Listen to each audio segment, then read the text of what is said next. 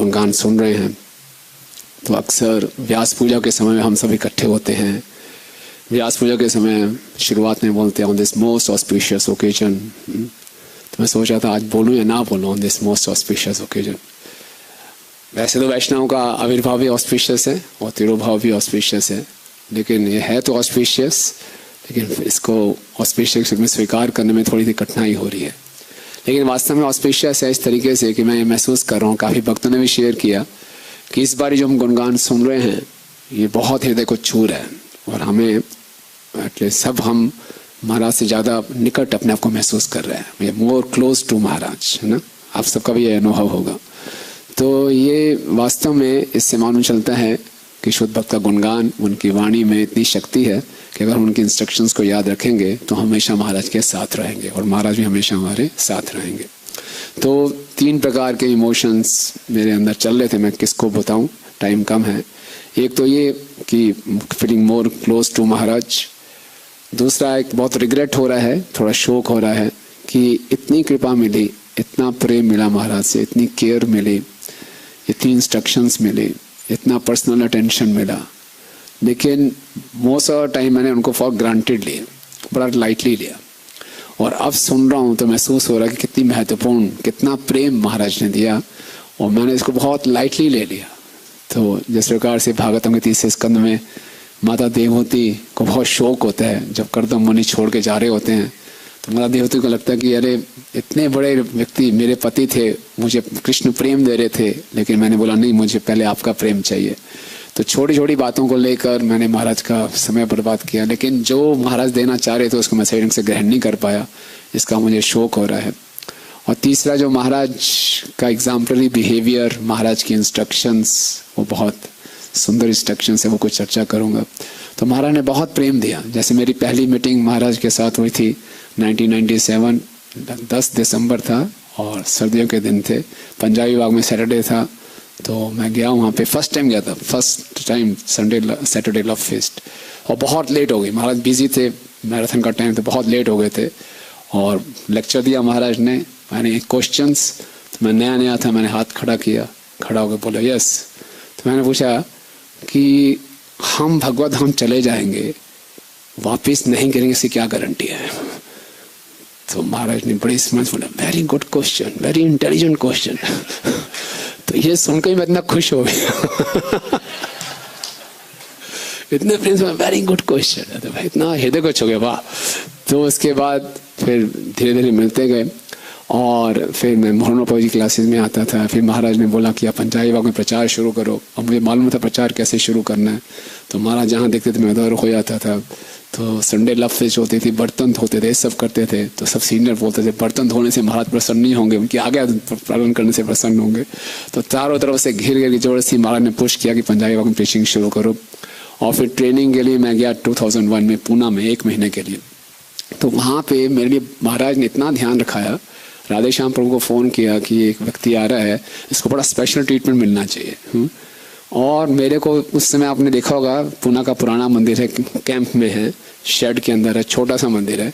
तो मुझे बड़ा वीआईपी, वहाँ का जो वीआईपी रूम था उसमें मुझे ठहराया और महाराज ने फ़ोन किया, आप बिल्कुल कंफर्टेबल हैं? हाँ। अटैच्ड बाथरूम मिला आपको? हाँ। मैं बिल्कुल अटैच्ड बाथरूम मिला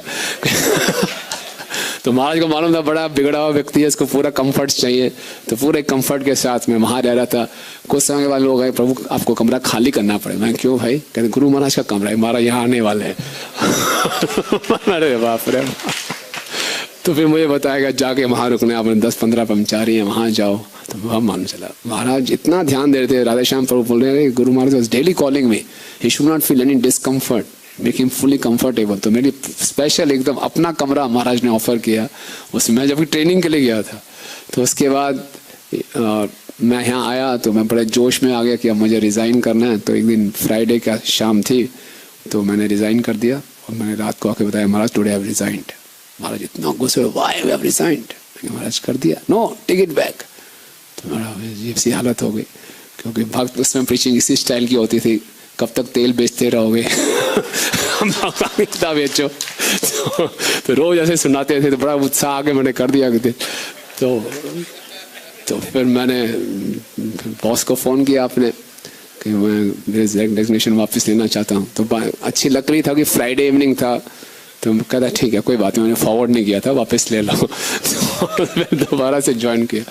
फिर 2000 में प्रार्थना करता था भगवान से कि मैं ज्वाइन करना चाहता हूँ, हिम्मत नहीं हो रही, घर में ऐसा है वैसा है। तो एक बारी महाराज के साथ पिलानी में गए थे, तो वापस आ रहे थे, तो पिलानी जाती थी, हमारा घर रोहतक रोड पे ही था मियाँ मणि नगर में। तो मैं महाराज मेरी मदर बहुत बीमार हैं, अगर आप दर्शन दे देंगे। और महाराज का बहुत टाइट शेड्यूल था, बहादुरगढ़ मंदिर में गए थे, पिलानी से बहादुरगढ़ मंदिर, फिर आगे स्टीयरिंग कमेटी मीटिंग थी, जब वो साथ में थे, बहुत टाइट शेड्यूल था।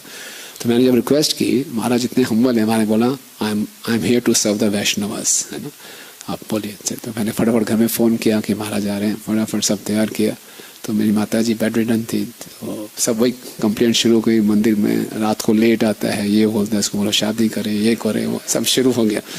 तो महाराज ने बोला देखो, हर गुरु की तो यही इच्छा होती है कि उसका शिष्य सन्यासी बने। लेकिन आजकल के शिष्य इतने नालायक हैं, कहना कहाँ मानते हैं। तो इतना टैक्टफुल जवाब था, तो पेरेंट्स को समझ नहीं आया क्या बोले। तो फिर फटाफट बोले, फिर मेरी माता जी ने बोला महाराज कुछ भजन सुनाओ।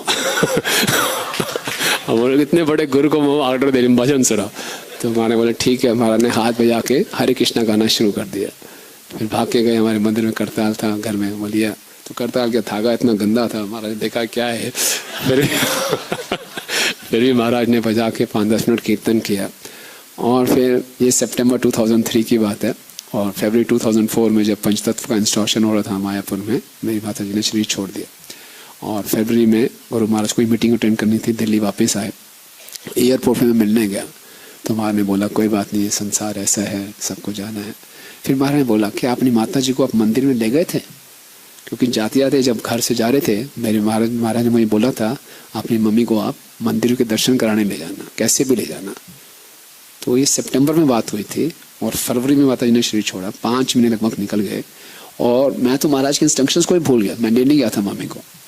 तो वो इतना महाराज को याद था, मैं भूल गया था। और महाराज याद, मैंने बोला था आपको माता जी को दर्शन कराने के ले गए थे, तो मैं एकदम पानी हो गया, मैं रोने लगा। नहीं महाराज सॉरी, मैं तो बिल्कुल भूल ही गया था, तो बहुत बड़ी गलती हो गई। No you are devotee, no problem. तो ये महाराज इतना ध्यान रखते थे, इतना पर्सनल अटेंशन का डिटेल्स, इतना डिटेल्स में जाते थे। Oh sorry, okay. तो अभी ठीक है। तो कहाँ थे? हम देखते हैं महाराज इतना डिटेल्स में जाते थे। हमने समझो वीडियो देखा कि महाराज कैसे नींद में भी ड्यूटी वर्शिप कर रहे हैं, तो ये इतना इंस्ट्रक्टिव है और इतना फेथ गिविंग है। ये जैसे मधुसुंदर प्रभु हैं, हमेशा बुक डिस्ट्रीब्यूशन करते हैं, तो सपने में बुक डिस्ट्रीब्यूशन करते होंगे ना, कोई दिक्कत नहीं है। जब मैं भी प्रेसिडेंट था तो कई बार मैं सपने में किसी को डांट रहा होता था या काउंसलिंग का तो या कई बार लेक्चर दे रहा होता मैं ना। तो जो हम करते हैं, सेवा करते हैं, वो नॉर्मली हम करते हैं। और हम देखते हैं गुरु महाराज का ज़्यादातर दिन पूरा ट्रबल शूटिंग में जाता था। सारे जो शिष्य थे कोई ना कोई समस्या लेकर ही आते थे। इतना सब सुनने के बाद भी महाराज, और कल बता रहे थे उनके सेवक कि ये पहली बार ऐसा नहीं है, कई बार महाराज ऐसे कौन करते हुए देखा है, ड्यूटी वर्शिप कर रहे हैं। इससे क्या मालूम चलता है? महाराज हमें बहुत कुछ सिखा रहे हैं, अटेंटिव मैनेजमेंट ना। केशव भारती महाराज हमारे मंदिर में आए थे, मैंने बोला महाराज मेरे प्रेसिडेंट हूँ, में से बहुत अपराध होते हैं, कैसे बचूं? मैनेजमेंट में तो अपराध होते ही हैं। बोले अपने गुरु महाराज से सीखो। आप चैंटिंग अटेंटिव हियरिंग पे सेमिनार्स करते हो, but living example of attentive management is your Guru Maharaj. तो अटेंटिव का मतलब यही नहीं है महाराज। अब मैं पहले सोचा था कि अटेंटिव का मतलब ये अपराध ना हो, लेकिन अब महाराज की इस लीला से मैं मान चल रहा कि अटेंटिव का मतलब हम जो कुछ भी करते रहें अपना ध्यान कृष्ण से ना हटाएं, अटेंटिव रहें, हमेशा अपने जीवन के उद्देश्य को याद रखें। तभी ये संभव है कि इतनी नींद में होते हुए महाराज ड्यूटी वर्शिप कर रहे हैं और इतनी ट्रबल शूटिंग मैनेजमेंट करते हुए भी। तो ये बहुत बड़ी इंस्ट्रक्शंस है। कई बार हम सेवा करते करते सेवा के लक्ष्य को भूल जाते हैं, लेकिन महाराज हमें याद दिला रहे हैं। और इतने ट्रांसडेंटल होते हुए महाराज बड़े रियलिस्ट थे, ऐसा नहीं कि ग्राउंड रियलिटी से ऊपर उठे। कई बार हम भक्त लोग, या खासकर मैं, हम कभी फ़ोन नहीं उठाते हैं, तो कई बार थोड़े एब्सेंट माइंडेड होते हैं, तो लोग बोलते हैं थोड़े ट्रांसडेंटल हो गए हैं ना। तो महाराज ट्रांसडेंटल है, लेकिन साथ साथ बिल्कुल ग्राउंडेड है। जब शुरू मंदिर खुला था, एक बार मैं गुरु महाराज के साथ गेस्ट हाउस में जा रहा था, तो मैंने तुरंत लिफ्ट दबा दी। मैंने बोला नहीं, आपको मालूम है 2nd फ्लोर से ऊपर आने में, नीचे जाने में 2 रुपये लग जाते हैं। तो महाराज सीढ़ियों से चढ़ के गए थे, सीढ़ियों से आए, है ना। इतना रियलिस्ट। एक बार आप अजय गोरखपुर ने वीडियो भेजा था कि महाराज चल के जा रहे हैं और सामने अजय गुरु महाराज ये राधा कुंड है, ये गिरी गोवर्धन है, हैं, और महाराज जा रहे जाके सीधा लाइट का स्विच ऑफ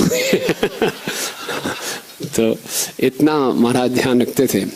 तो ये कुछ बातें हैं, और भी बातें हैं, लेकिन अब समय हो गया। मैं महाराज जैसे हम फोन भी करते थे, अगर जवाब नहीं दे पाए तो महाराज कॉल बैक जरूर करते थे। कोई भी मीटिंग रखते थे, अगर थोड़ा सा भी लेट कर दिया महाराज ने, 1 घंटा भी लेट कर दिया तो फोन करके बोलते थे आप 1 घंटा लेट आना। तो मेरी जो लास्ट मीटिंग हुई गुरु महाराज के साथ 27 अप्रैल को हुई।